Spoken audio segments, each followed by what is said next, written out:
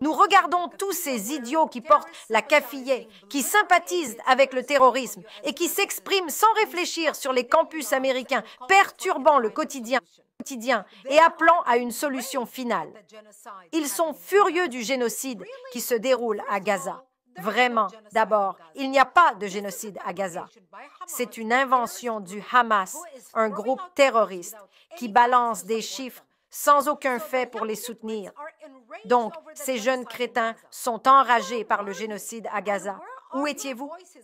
Et où sont vos voix au sujet des 5,5 millions de personnes massacrées au Congo et au Soudan?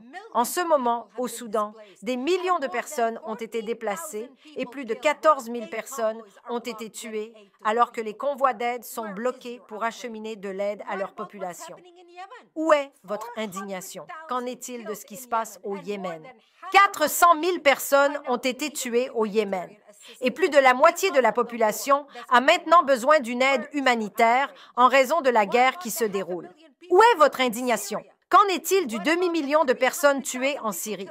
Et ces 300 000 tuées en Irak et les 250 000 en Afghanistan? Qu'en est-il du Myanmar?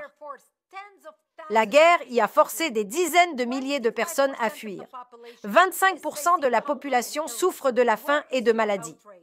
Où est votre indignation? Non, ces gens n'ont aucune valeur.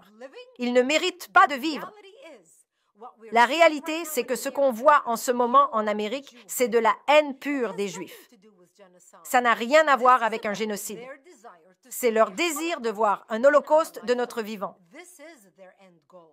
C'est leur but ultime. Ils détestent tellement les Juifs qu'ils réclament à haute voix en Amérique en 2024 la solution finale. On ne va pas les laisser s'en tirer comme ça. Beaucoup de ces étudiants sont des étrangers ici avec des visas étudiants. Le négociateur en chef de l'Université de Columbia pour ces voyous est un étudiant étranger. On a donc un étranger qui trouble la paix dans notre pays, qui mobilise des étudiants et des citoyens pour qu'ils se rebellent contre notre gouvernement, pour influencer la politique américaine au Congrès contre l'un de nos alliés les plus puissants, Israël. Il n'est même pas américain.